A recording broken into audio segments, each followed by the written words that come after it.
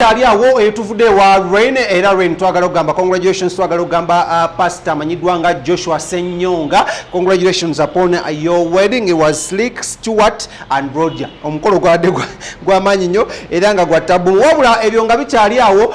twogereko oba ku mawulire ga mwana muwala amanyidwanga Bad Black Lawrence tukolete awo. Kale kasooka tuyise muwala wa Eddie Kenzo oluvannyuma lw'okulaba mbuno ayina abaana babiri mu Uganda wano era nga kuno kwe kuli omwana amanyidwanga Amal n'oli omukulu bamuyita batya Roni muwala wa Eddie Kenzo omukulu ayina Amal ayina ne omulala mumanyi naye badde akwogera kwa Amal. Kati Amal ono munnange yavugudde dda mu bintu era ngo nagenda kuba ayina TVM gy'akolera enegenda okuba nga esanga wali side ze Masaka era nga TV eno ya famous Justin Namere mumujjukiramu nnyo mu nsonga za Farida Nakaziwe mujjukira nnyo mu nsonga z'okuba nga biki bifulumye. Omukyalo yavuddeyo n'abeera ng'akola TV eyiye ku we ng'agamba munakoyo okuba nga akozesebwa newankubadde mbuno abadde akozesebwa nnyo. Justin Namere nomujjukira bulungi nnyo bamuzala side zawali e Masaka era nga munnange yomu kwa basomoka Rera ono nonno mukyala era nga abadde asoma mawulire ku TV ezenjawulo TV zengendo kubanga nkolaki nga nzikumenyera amanya yakolerako wali ku NTV mujjukira bulungi nnyo bwe yavaawo n'agenda ku Salt TV bwe yavaawo awo kawoka n'amala n'abeera nga akolaki nga asomesa oba nga awaayo interviews oba content we wali ku UBC ne TV endala enyingi bwezityo wabula kyaddaaki yamaze n'afunamuko kasente nga kasente kano kagambibwa okuba nga katata we era nga yakoze dda TV emanyiddwa nga TMTV era nga enegenda kubeera side zawali e Masaka ng'ekuwa content wa side za Masaka Greater Region n'ogenda mpaka side z'Embala wabula TV enegenda kubako abakozi bangi naye ag'omu ku Buganda gambuno muwala wa Eddie Kenzo amanyiddwa nga amanyiddwa nga Maya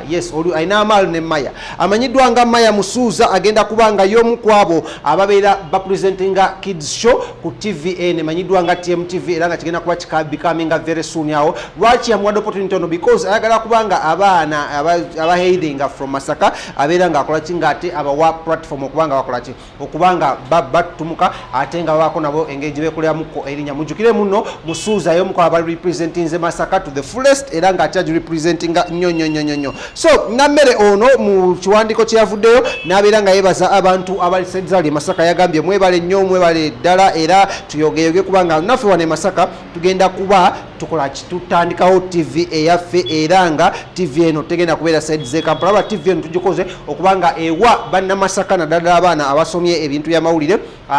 okubanga ebawa omukisa okulaba muno bakolaki nabo bafuna emirimu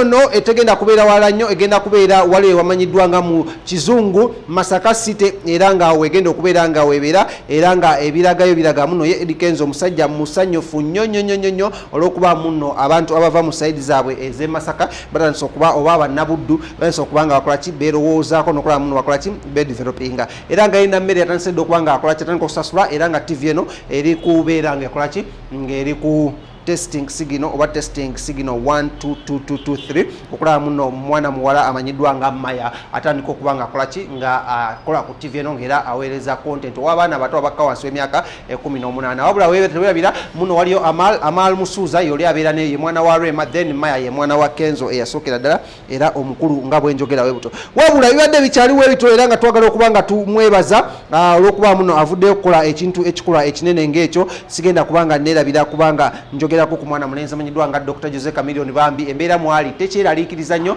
wabula egenda ekolaki egenda improvinga mpola era nga negenda kujja mu maaso awo mbeere nga nkolaki mbeere nga mwogerako wabula awo nyini munzikirize njogere ku Susu wa Lwasa eyaleese dda embiranye ku social media ez'enjawulo era nga abakazi bavuddeyo ne babeera nga bawolereza mwana muwala amanyiddwa nga Diana Nabatanzi naye penge naye nga awolereza Diana Nabatanzi wabula obadda tulinda full video efulumire ddala ng'era kigambwa muno okubanga Lwasa yefulumiza akatambi kano Bad Black Lawrence Bad Black yavuddeyo n'abeera ng'ayogera ku mwana mulenzi amanyiddwa nga Lwasa era ng'ono kye yamukoze yagambye kasusu aka Lwasa si lwakuba ssente naye yezo ssente tasobola zirya nga side zawali e Masaka ekibuga ekikulu ekya Kampala nga sichi nga tekiwera. Yagambye essosso lya bw'atafa atuuka ku lyengedde ne yagambye lino eryengedde sikaaki naye ye tagenda kulaki tagenda kubanga akolaki ng'alituukako. Wabula tukyalinza official communication okuva mu tiimu Waasa, tukyalinza official communication okuva side zeri ewa full figure, byonna tugenda kuba tubikutuusako wano ku Celeb Jazz naye ng'amanya yenze King Smith era nga nkyagenda maaso kubanga nkolaki nga nkuleetera eddala amawulire mangi nnyo tuvaawo eno nyenyini katugende wa mwana muwala